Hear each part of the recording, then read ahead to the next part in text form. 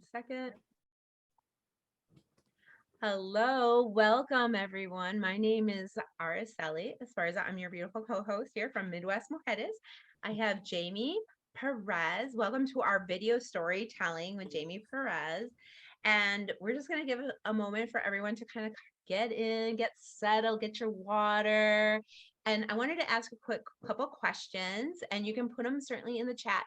Does anyone need transcription available? You know, the little words on the bottom.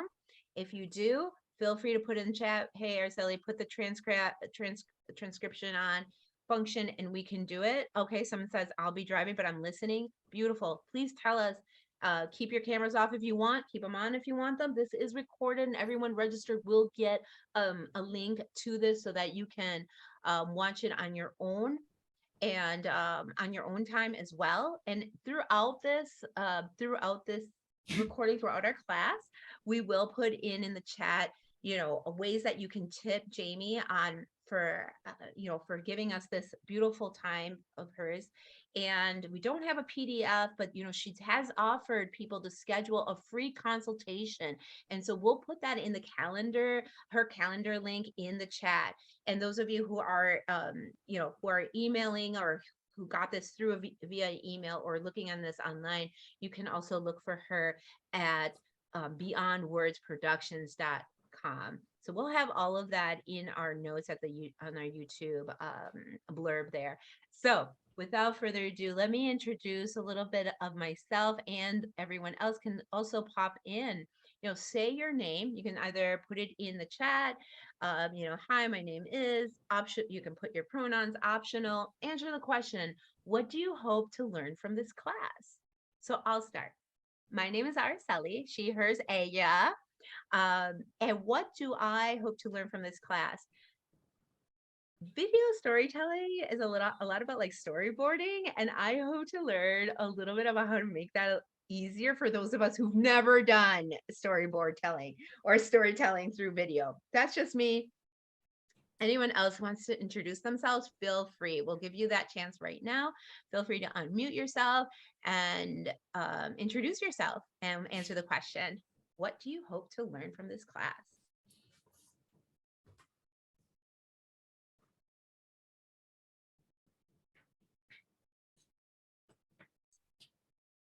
I'm Ann Michaels. I'm a big fan of Jamie, and I know I'm going to learn a ton about her and what I can do to just start doing short videos on social media.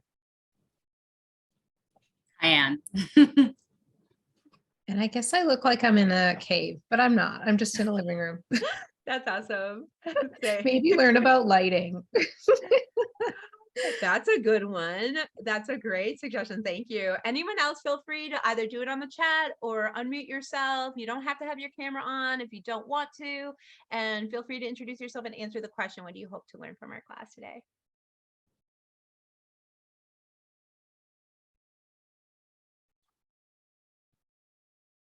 Hi, Jasmine. And yes, we will definitely cover those things. The social media, like optimization part of it, will be like the second half of this. So I'm going to start off with what makes a good story, how to tell your story, and then we'll go on social media stuff. Like once you actually have your story, here's how you optimize it and make it so that more people will see it. Great. Shall we jump in now?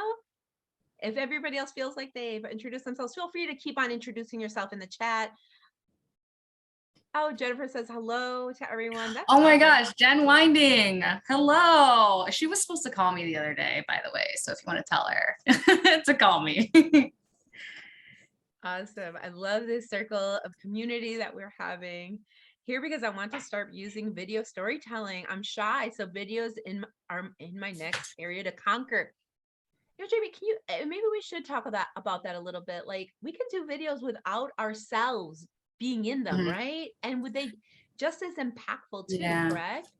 Yeah, we can. Most of my videos involve people, whether that's you on camera or somebody else, but they all involve people because videos tend to do better when you can see someone's face. So, but I will also, Trina, I will also talk about, you know, the fact that so many people have that problem. So many people are shy and they're like, I'm so camera shy. I don't know what to say. I just freeze. Like that's such a common thing.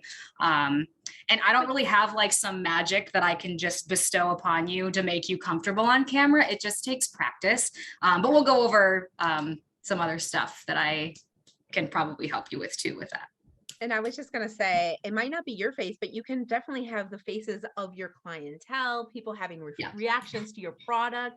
I know I follow a really amazing YouTuber and I have never really seen his face, but he introduces us to the folks of Oaxaca and Mexico. And it's just, he's amazing. And I've never seen his face, but yet he's very successful in video storytelling. So there are ways around that. Hi, my name is Charicia, and I'm working in a nonprofit sector and want to find out how to use storytelling and social media to help with fundraising and spreading awareness. Oh, that is so of Jamie's alley. I know, Yeah. I know. I was gonna say that's literally exactly what I do is that. So like I'll definitely be able to help you with that. And I'm actually gonna show you a video that I made for a nonprofit that helps them with storytelling and fundraising. So I'll kind of show you like a concrete example of an idea of where you could take storytelling for nonprofits.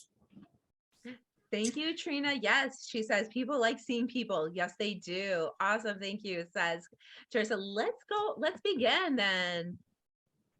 Take it Cool. away. Sounds Jamie. good. Yeah. Can I share my screen? Yes. Okay.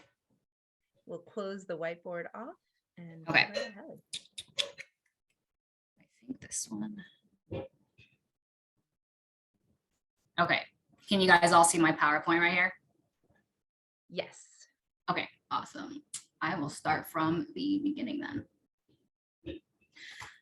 All right, so hello everyone. My name is Jamie Perez and I own my own videography company called Beyond Words Production.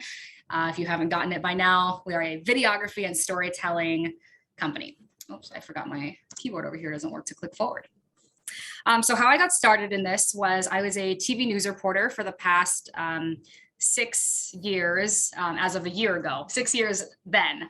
I was a TV news reporter, so I have a lot of experience telling compassionate stories, and doing that is one of the greatest loves of my life. But while I was able to leave news behind, I really found myself unable to leave storytelling behind. I loved helping good people doing good things. I loved the days when I worked in news where I was able to help people, like fundraise, hire staff, or just help them out of any situation and bring more awareness, just for a good cause. So that is what I do now.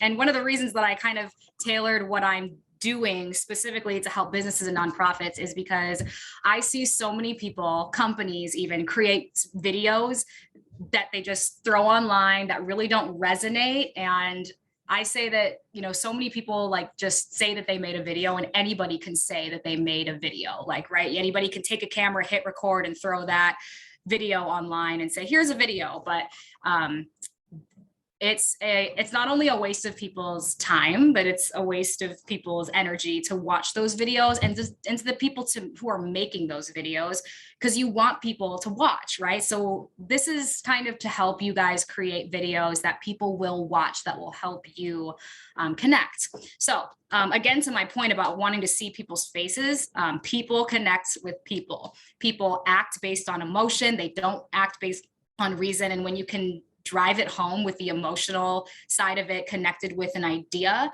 which is whether, you know, you're fundraising, hiring, whatever the purpose is, pair that with whatever emotion you're going to couple with it, those videos will do very, very well. So most people that I work with now say this very line: I'm really interested in getting started in video, but I don't know where to start or how to tell my story. This is like literally everybody. So this is where having somebody who has that experience can help. So we focusing on the why behind the story. So your story should not focus on facts and figures and boring data that can easily just be listed in the caption for people to read. Your story should be short and focus on the emotions. Like if you only have 2 minutes to tell a video, you want to cut out all the other fluff. Like don't put stuff in there that anybody can go Google and look up these analytics and stats and figures. Like tell people things that they cannot search online. So I use these photos of like America's Got Talent because I like to compare it, because this is how people really grasp what's so important about the why. When you see the videos that are most shared on America's Got Talent or American Idol or whatever talent show, the stories behind them, so before they actually audition, are always super emotional, heartfelt, tugging at the heartstrings. And that's what makes it go viral, because you care more about these people and you're connected with them and you learn their story. That makes their performance that much more emotional. And that's why people cry when they see someone perform, an instrument or sing, that they're nonverbal, and you learn all these things about them that make their performance that much more emotional. So I like to use those photos when I'm explaining the why. Again, so people first, when you are on camera, whether that's you or your clients or whoever, it allows you to be more transparent. It allows you to be more relatable, and it's more engaging. People like seeing other people's faces. And there's like some stats that you can go look up online that I didn't include here about how much better videos do when there are people in it. Photographs are the same way. They perform much better when you can see another human being's face. So this is how you stand out. You get on video and you be transparent and open to the world. So another common thing that I see today is that like even in like networking groups who are trying to stand out and tell people about themselves, realtors, bankers, life coaches, you name it, there's a million people doing those jobs. So how do you get people to come to you? You make them care about you and your story. So this is so often what I tell people is that you should not sell a product or a service. You should sell an emotion, because that's what's going to make you stand out. If you're a realtor, if you're a banker, you're providing the same service as everyone else. So why should they pick you? You do a video, you do multiple videos on social media, and you brand yourself. It's branding, it's marketing, and storytelling all in one. So the most successful videos that I've seen show who you are and what you came from. They highlight that underdog story. They tell you the things that you would have never known otherwise about this business owner or this person or whatever. They turn a complex story into a simple, emotive one. Later in this, my presentation, we're going to go over why shorter videos are better. So you have to capture people's attention very quickly, and you don't have their attention for very long. So you can't go on and tell them about your entire life story. You have to be able to pick out the important parts and condense that down and share it and make it just as relatable and get the same message across without all the fluff. Another thing of the most successful videos is that they share the impacts that you make and the authenticity behind you and your business. This is again referring back to the why and who you're having an impact on. The benefits of video. People get to meet you. Again, this is important of why you need to be the front face on camera. The emotional connection shows you what words cannot. So I tell businesses when I'm kind of giving them this whole spiel that a lot of people have like on their About Us page or like their blog or their stories, this whole long thing of how they came to be.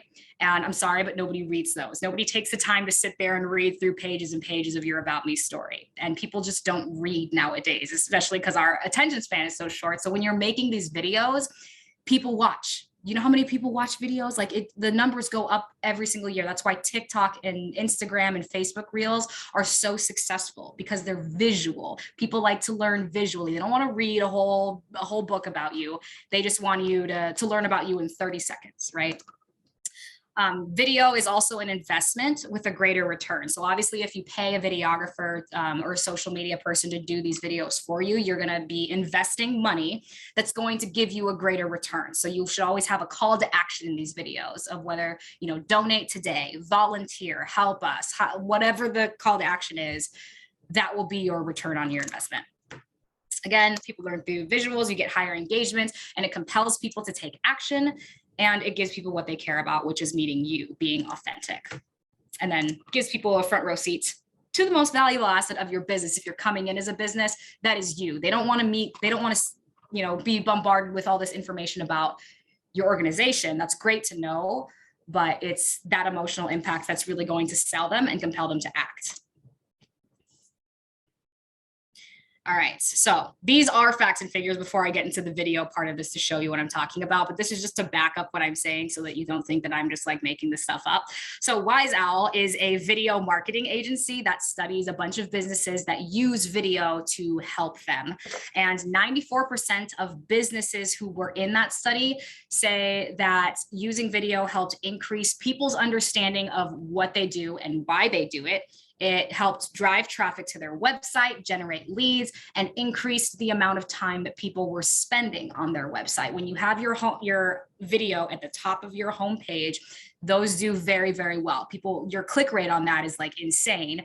And then once they watch that video, that gives them their investment. Like, okay, I'm invested now. Now that you grab me by the heartstrings, now I want to learn more. And then down at the bottom, below the fold or on a different page, that's where they can learn more about your stats, your figures, what you're selling, your product, and all that. That's where all that other information comes in. So next slide. Okay, personal proof. I'm going to show you some videos in just a second, but just to give you just visual examples here. So I did a story for a nonprofit here called Geos Garden. If you're familiar with it or if you're not, Geos Garden is a respite care center for children with special needs. So my video was about 4 minutes, which is longer than I usually make my videos, but this was for a special fundraising event. So it was like an in-person thing where people were already there and watching whatever was on the screen. So you already had their attention. So that's why I made it a little bit longer than I usually make videos. But that video helps them raise $125,000 in 4 hours after it played, which was a record-breaking fundraising year for them. And that's because it tugged at the heartstrings. It was very emotional. I cried the entire time I was making it, filming it, editing it, and I cried at the event, even though I knew it was going to happen. So that's the kind of storytelling that I love to do and that I'm trying to teach other people how to do as well. The other video example that I give here is for a local home remodeling company called Exceptional Exteriors. So for someone like me who's not a homeowner and I don't really care about, windows, doors, and siding, but telling the story of how this company came to be, like the emotional, tragic, felony, drug-induced stuff that happened. This is all stuff that is actually part of this story. That stuff made it interesting, and that stuff made people care. If people knew that the owner of this business went through all this stuff to even get to the path he was on, if you were simply selling windows and doors and siding, you just lost half of your potential audience, because if people don't need that, nobody's going to care. But I instead told the story of how this company came to be, and now people are interested. Even if you're not personally a home buyer and you don't personally care about that, you're more likely to recommend this company to somebody else who is looking for it. So again, helping with generating leads. Okay, this is the part where I want to show you some examples. So I'm going to stop sharing for just a second so I can switch my screen. And I'm going to pull up some examples I have for you. Share my screen again. Okay, so this first video, can you guys all see this YouTube page? Ooh, yes. Yeah, okay, cool. So this is just a really quick example. This is only 1:13. This was a commercial for Chevy, but you'll notice that they are not selling a product or a service until the very end, when you're like, okay, I get that this was Chevy. They're selling an emotion. So just watch this video for me really quick. Make sure my sound's on.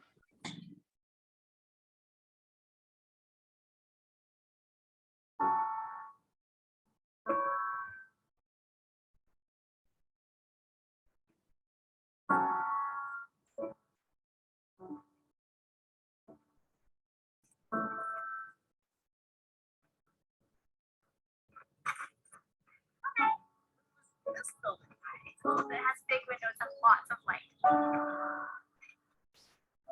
understand. Did I do something wrong? Are you breaking up with me?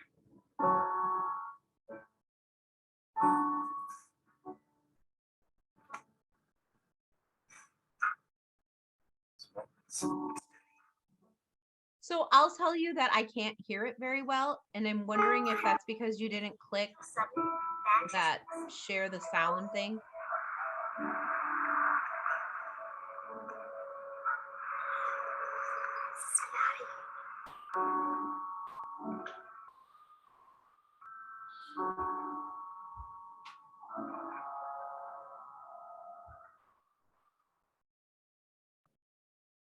Okay, so again, that was a Chevy commercial, but they're not selling, I mean, they are selling a Chevy, but they're selling you an emotion, right? They're not going through and telling you all the specs about the car and how fast it drives, how many people it sits. Some people may be interested in learning about that, but this video has, more than 6 million views on it and was very effective. In a minute 13 seconds, they told the story of having a companion for life and how that's not just your standard, what you would think of, which is this dog, but it's about the life's journeys that it took you through. So this is just an example of storytelling, but now I can show you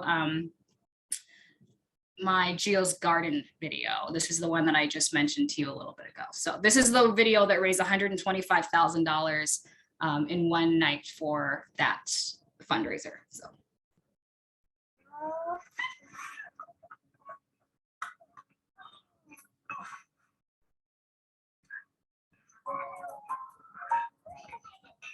Colin is our first son. He was born on Thanksgiving Day. Colin was a little bundle of happiness, loved to smile and run and play. Colin was about 14 months old and got the diagnosis of San Filippo syndrome. Dr. Rice called us on October 12th, 2008 at 6:03 p.m. I feel like it's the day that our world fell apart and collapsed as we know it. San Filippo syndrome is a rare genetic disorder. It affects 1 in 100,000 children. It's considered to be like a childhood Alzheimer's, where a child will develop normally until ages 4 or 5, and then will eventually lose all of their skills. So he at one point could talk, and now he no longer talks. They lose their ability to walk, to eat, and eventually have trouble breathing on their own. And life expectancy is in the mid-teens. We made a decision early on that we would give Colin the best life that we could. Love. I come to learn about Geos Garden, and we thought, well, let's give this a try, right? Colin loves people. He's very busy, and that sounds like the exact type of match for what Geos is.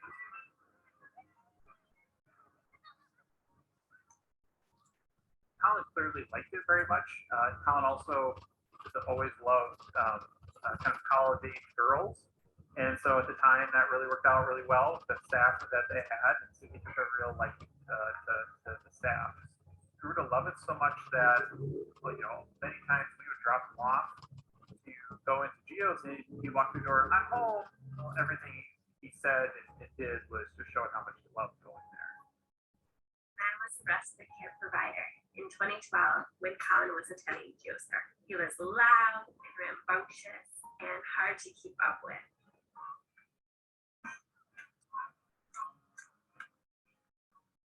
Every time he'd come to Geos, he would say, I'm home, and walk in like he owned the place, and he was just at ease and comfortable. It really did fill his life with joy and adventure, and he was accepted and loved.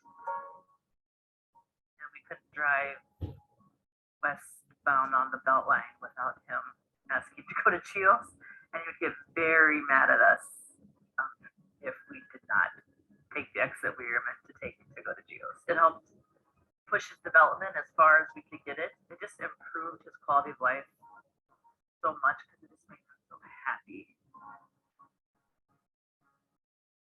Especially as kids, you can't just hire the teenage girl down the street because he just can't. So it was a way for us. We ended up having a date night every Tuesday, which pretty much no other couple can. I mean, not many couples can say they can get a date night every night. But we got to be together and know that Colin was safe and happy, and that's what really mattered.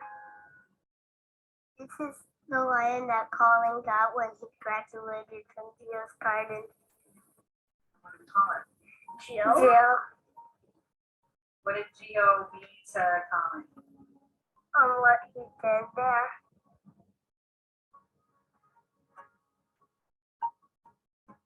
Dr. Rice sat us down and discussed that he was giving us all the signs that he wasn't going to be able to fight it.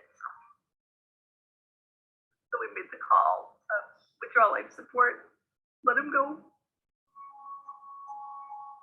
He didn't last long after we took the breathing tube out, which was hard, but yet also was kind of like, that just proved how sick he really was. I feel like we grieve the loss of our son daily.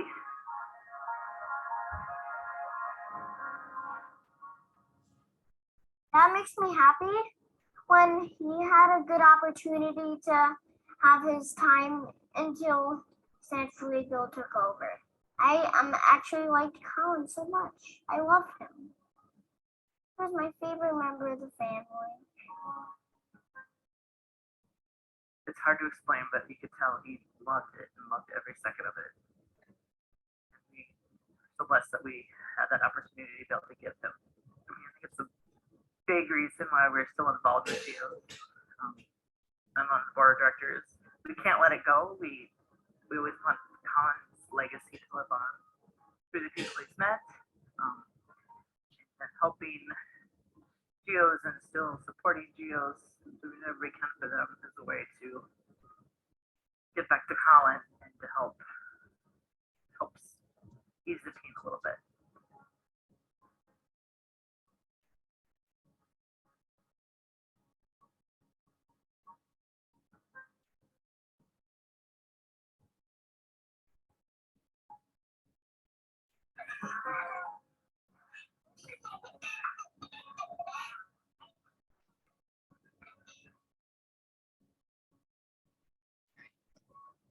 All right, so again, that video did not focus on the services that Geos Garden provides, even though you kind of get a feel for what they do there. But it was about highlighting the one story of one child who went through this program and talked about the impact that Geos Garden made on this boy's short life, right? Like, we're not talking about how much it costs to go there, how many employees we have, how many students are enrolled. Like, this is about the heartfelt story behind one student, and that's all that you really need.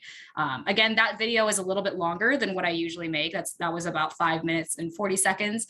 So I usually tell people 2 minutes or less. So this is the last video that I'll show you. This is an example of one of the videos that I would recommend people do. So this is a video that I just made for the nonprofit called Free Bikes for Kids. So this is a 2-minute story that they are using to just promote. Sorry, Araceli, did you say something? Yep, I was just gonna say, put the volume all the way up. So, because we had someone say they could not hear the first one with the Chevrolet and the dogs. This one I could hear a little bit better. So just if we could, yep, put it all the way up. Thank you. Okay, yeah. My volume is all the way up on both my laptop and YouTube, by the way. So I don't know if there's any other way to do that. Okay, no problem. Okay, sorry. Okay, hopefully you guys can hear this.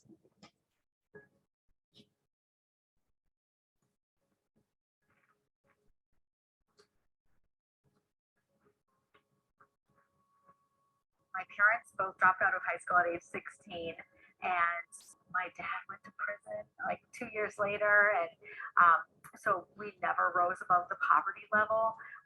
My mom worked all the time, but someone gave her an old rusty bicycle for me, and you know what? In my eyes, that bicycle was beautiful because for me it meant freedom.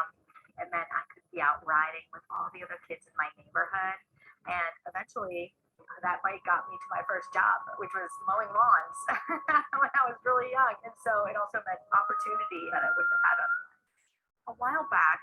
One of our amazing volunteers, her name is Mary, she had texted me and said she had found this mom and a son that were living out of their car. They were homeless.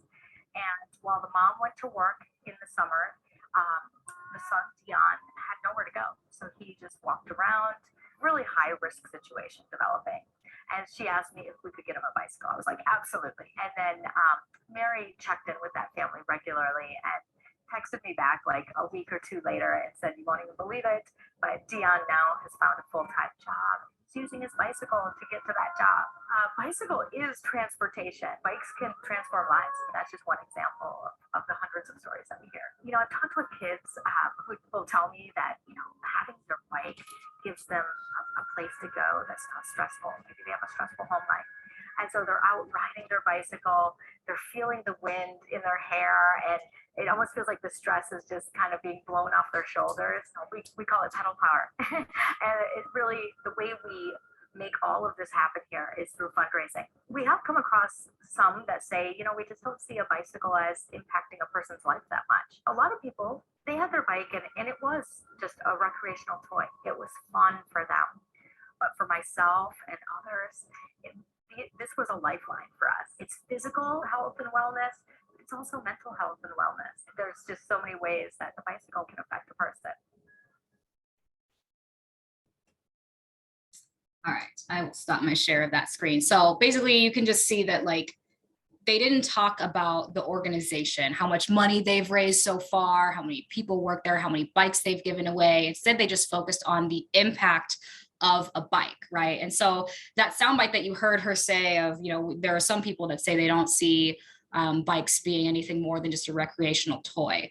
That statement can be like applied to so many organizations that like, if you don't personally need that service or you can't personally see outside of your own experience, like you're less inclined to support them. But if, you hear her tell people like the story of this boy that she encountered, who she gave him a bike. He was homeless, walking around on the streets, lived out of his car with his mom, gave him a bike, and he got his first job.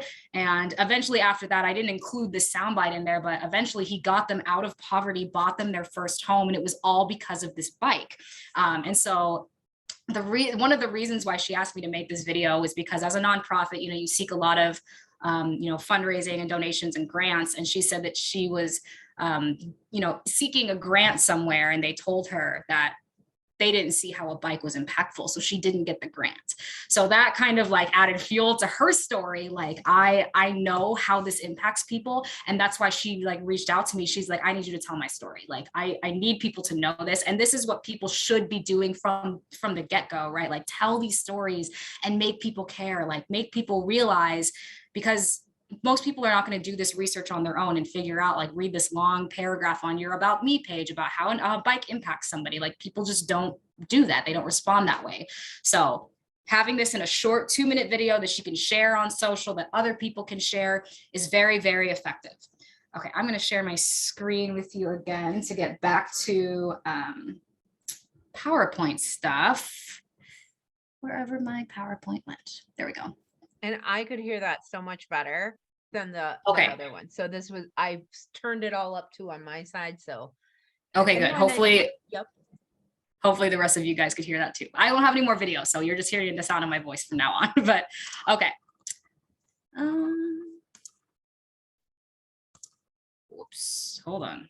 I backed up too much. Okay. Okay, so quick notes on story structure. This applies to like all of the, except for maybe the Chevy commercial, because that wasn't really heavy on sound. But quick notes on story structure applies to any story. The start and end of your story should be some of your strongest sound bites. You want to reel people in. So it's just like writing a book or starting a movie. You don't want to start it boring or start necessarily from the beginning and work through the end. Storytelling doesn't necessarily work that way. Sometimes you start with like a power punch sound bite that's like, whoa. Good example is that the Free Bikes for Kids video, how she started talking about, my mom dropped out of high school, my dad went to prison several weeks later. Like, are we talking about bikes? Like, no, but your soundbite is like, whoa, that's crazy. What does this have to do with bikes? And it makes you want to listen. So start of your story and end of your story, good sound bites.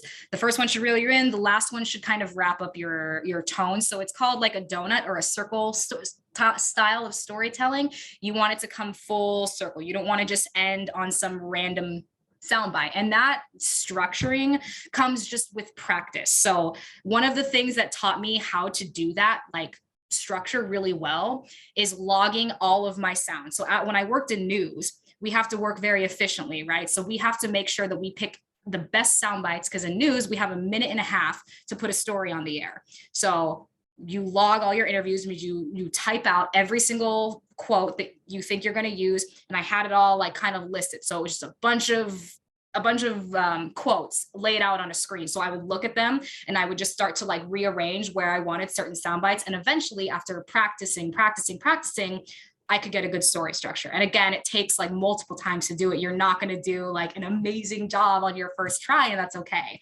But just taking that route of how you want to structure your story and just doing that over and over and over again is super, super helpful. Okay. All right, now we're getting into the social media stuff. So I know that people wanted to learn about how to optimize your video. So in the age of social media where everything is video, this is super important to businesses getting noticed, right? If they want young people in specific crowds, they make videos and they tailor it to certain social media channels. So not only does it need to be good and engaging video, but you also need to make sure that people are seeing it, right? There's nothing worse than video that's boring. Like nobody likes boring video, but everybody loves a good story and good video. So, and then another issue I hear a lot before we hop into more on the social media stuff is that, you know, I'm camera shy, or that they don't want to, they're scared to be on camera. But I would say that if you're thinking about making a video for yourself or your business, if you are not willing to put your heart and soul into your business and speak as the main person, your customers aren't either. Like, how do you expect other people to care if you don't show that you care and that this is what you're passionate about? Like, just to give you a bad example, I guess, but I was very, very like nervous on camera. I never wanted to be like, you know, in front of the camera type of thing. And I never thought that like that was going to be my career growing up, but I was very passionate about storytelling. I loved doing video, and I knew that like at the time I thought that that was the route to go. So I just started getting in front of the camera and I started telling people stories, and I started being the voice for people who were marginalized or didn't have a platform like news. And I cared about what I was doing so much that the camera stuff didn't matter to me. That's fine. If I look ugly on camera, whatever. If I mess up on camera, I'm human. It's okay. The other thing is, that was a bad example because mine was a lot of like live shots. You can't go back and fix a live shot. Like what's aired has aired.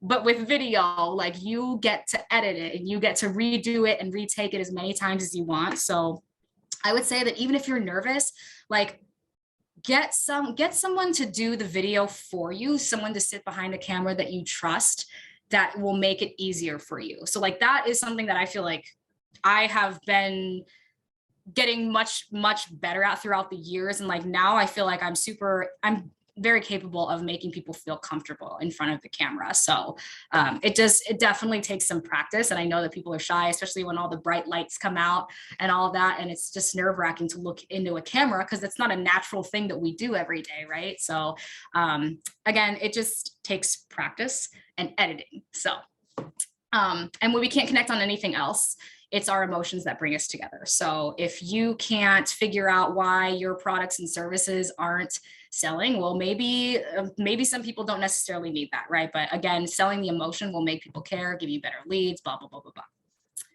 Okay. Okay, so if you are going to create videos on your own and not seek out somebody else to do your videos, I just wanted to give some people some tips on how to do that. So again, put the good stuff at the beginning. The human attention span is 8 seconds. That is a Googleable fact, and you can look that up. I looked that up on like several different sites to get that number for you, but 8 seconds is the average human attention span. So like when you think about when you're scrolling on, yeah, winning. 8 seconds, girlfriend. That's, oh, whoa. And So- and this is where we have to get good at 15, 30-second videos, right? Mhm. Oh my gosh. This is, you know, kind of the downfall of TikTok, Facebook, and Instagram Reels, because they're getting shorter and shorter and shorter. And it's because our attention span is getting shorter with that as well. So you think about your own habits on social media. If someone's post doesn't interest you, time yourself and how long it takes for you to scroll to the next thing, right? If you're not catching their attention in that first sentence, that first 10 seconds of video, people have already scrolled past. That's why I said a couple of minutes ago, it's important to put your good stuff at the beginning. However, when I say don't forget about layers in this bullet point, every story has layers. You want them to watch the whole thing. So in news, when I learned about storytelling, we called this the reveal. So you want reveals every, however long your video is, every 10 seconds, every 20 seconds, however good the pacing is needs to be. You want to reveal new facts, new information. So you don't want to repeat B-roll. You don't want to repeat interview shots. You want every shot to be different. When you have 2 minutes to display your video, every second matters. So you want to make sure you're cutting out the fluff, keeping in the important stuff, and then just revealing new information so that people stay the duration of that video. Every shot is different. I already talked about that. Yeah, one thing that I see people struggling a lot with, and this is something that I struggled a lot with in trying to condense a story down to like that short, is that like people love to just talk and tell their whole story. And, you know, like I'm sure you've seen those memes on the internet where it's like someone telling a story, it's just like all over the place and not like a straight lined thing. That's like the same thing with when you're interviewing people just like to go off in tangents. So how do you know like what sound bites to pick, right? And that kind of goes into what I was talking about earlier. Log everything and pick out the most important sound bites and edit the heck out of it, edit it together. You can pick the beginning of one sentence and the end of another if you need to like splice those two together to get both of those pieces of information in.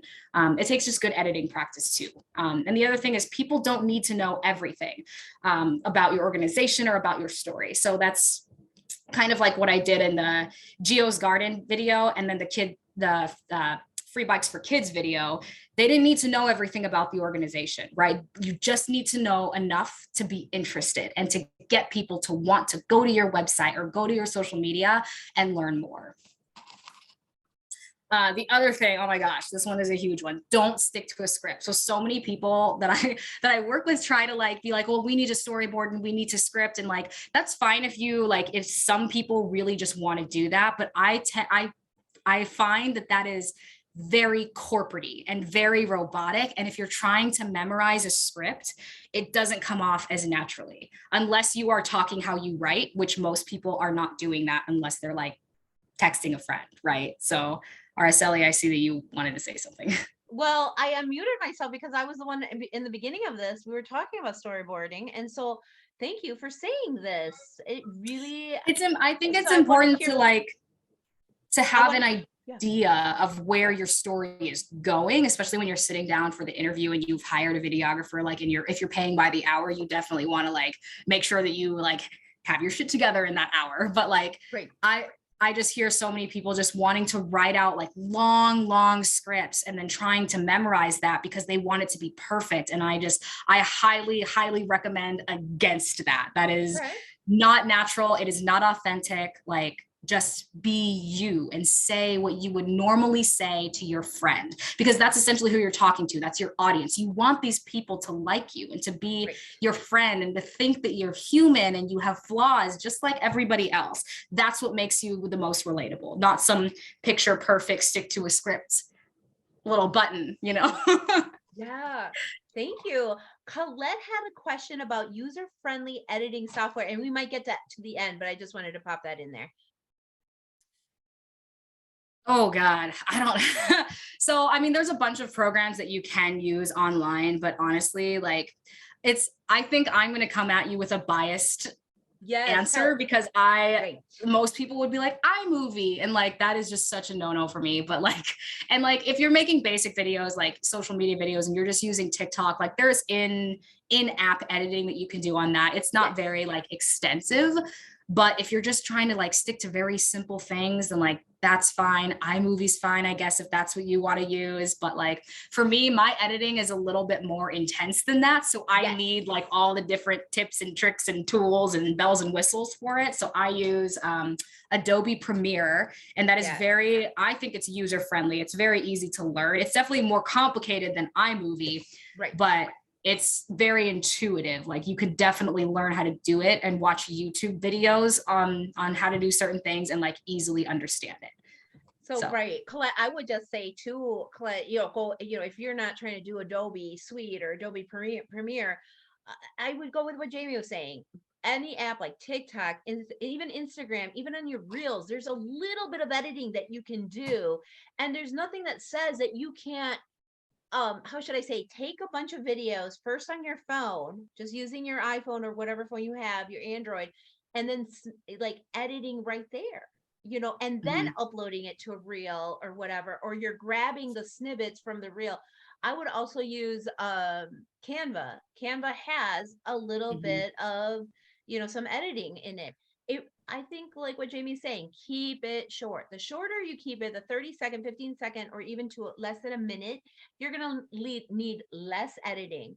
And I think what Jamie was saying is really important. So that's just me, because I've been editing my own reels and my own 30-second vids for like over 2 years now. And a lot of people are like, whoa, that looks kind of fun. And how'd you do that?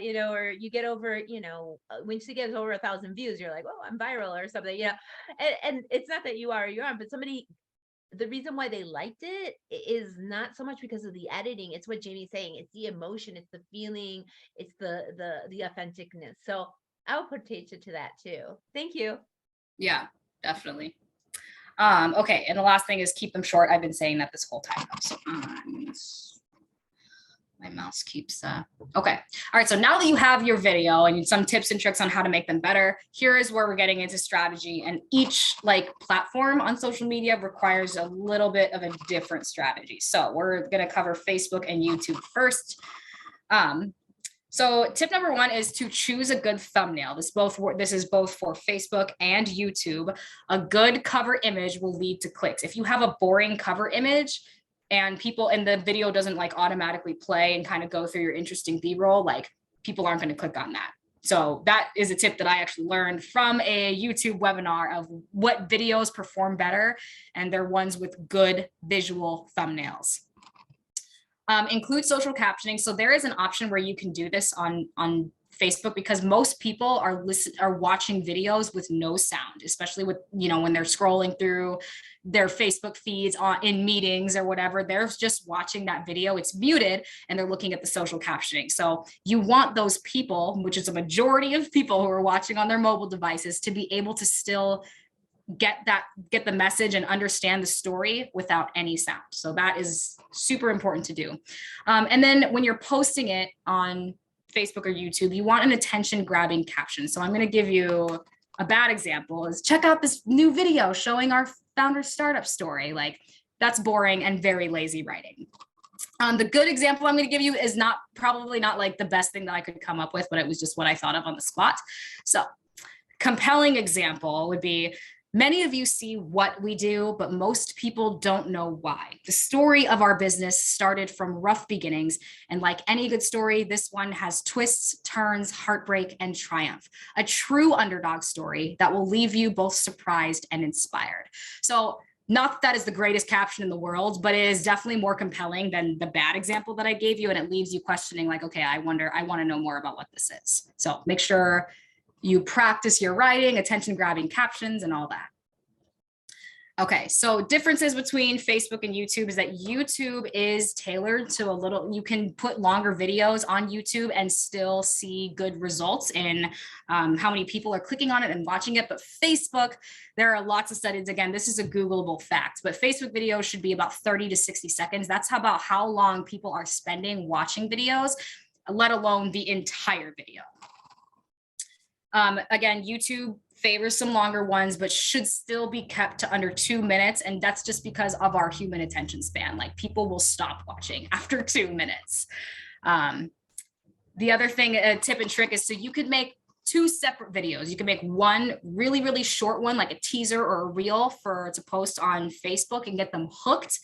And then direct them to be click on our website for the full video, or go watch the full story here, and then link to the YouTube where the longer version is there, where people who are invested in that and want to know more can do so. And so you can kind of separate them to tailor to different audiences.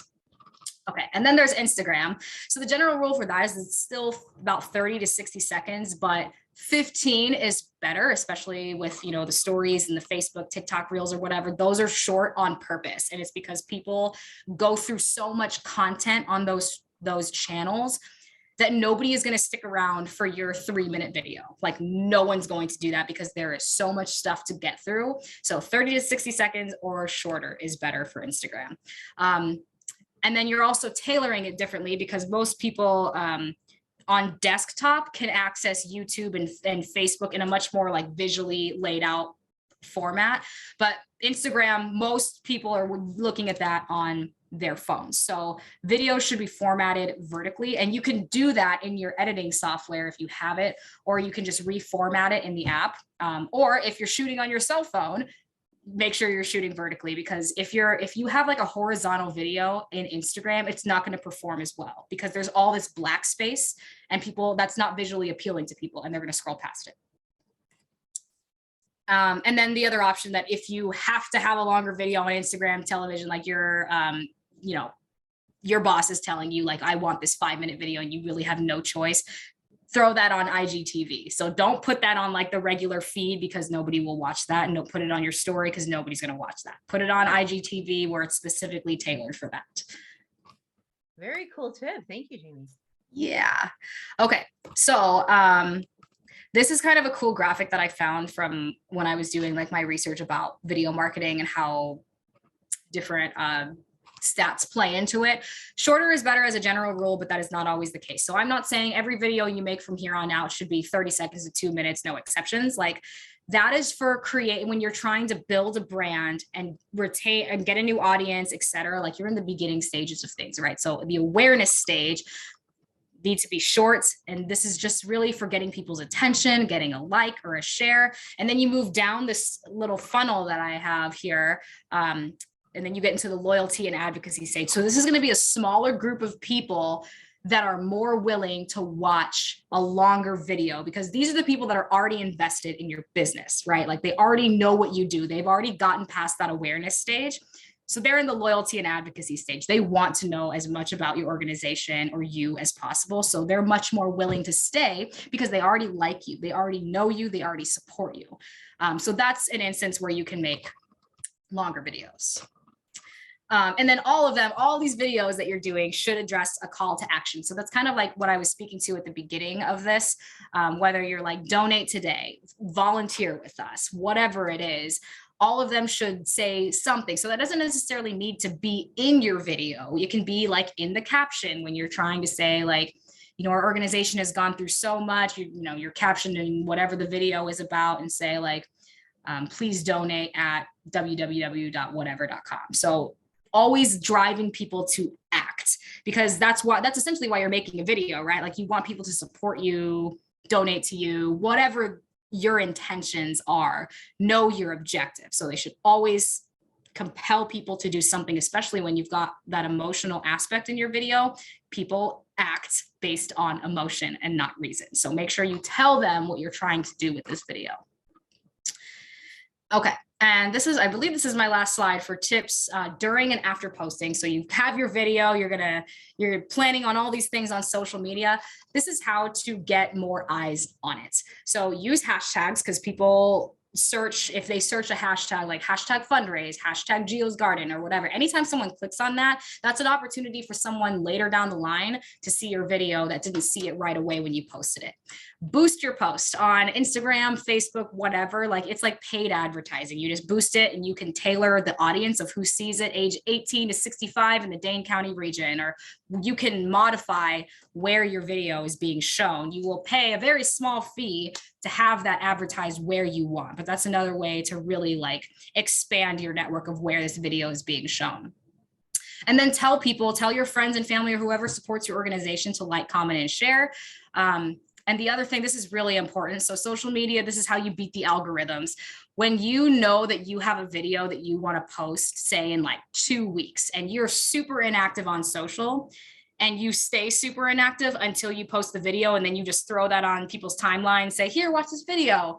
That video is not going to be shown to like hardly anybody because you are not in the social media algorithm favors. So keep your social media active prior to posting, while you post. So engage with people, like respond to their comments, like their comments, and after. So if you're continuing to make videos and you want people to see them, you want to keep getting noticed, you have to continue to be active on social media. And then my last note is to keep obviously your videos and your captioning and your comments personal, emotive, authentic, and conversational. That's been the whole gist of storytelling in this presentation today. So that is me. Thank you all for listening to my spiel for the last hour. I'm going to stop sharing. So if anybody has any additional questions. This has been so good. I don't know about everyone else, but I feel like I've been on a roller coaster. Just amazing information. And just everyone knows, if you didn't catch all of it, you can catch the replay. Everyone who's been registered will get the link as well. So feel free to ask some questions that we put in several times in the chat. We put several times your information where people can sign up for a free consultation with you. Am I correct with that, Jamie? That is a free consultation? Yeah. If you guys here, I'll drop my Oh, don't email worry, here. I got it, Jamie. Oh, you already got it? Okay. All there. Everyone's already Okay. seen it. But I'm gonna put it there again. Just wanted to double Okay. check. Awesome. Everyone's saying it's wonderful. I know we have Awesome. quite a few amazing solopreneurs who are, just wanting to expand their audiences. And what a great way of doing this is like these short informational videos. Like, I love the funnel that you gave us, from like building awareness to like engagement to that is amazing. For those of us who are working in nonprofit organizations and wanting to use video to engage our donors, it's like, let's not ask them for money right away. I mean, all the videos you sent us, none of them were asking for money. Again, this is from a socialpreneur, from a entrepreneurship versus nonprofit organization. Videos are going to be different, but still, it's like you're not selling or you're not asking, you're telling and making examples. And I think that's a really great distinction. So thank you. Anyone else have any questions? Oh, and I can stop recording so that we're not so embarrassed. For those of us who are watching this recording, follow us on Midwest Mujeres on social, and follow Jamie Perez as well on social.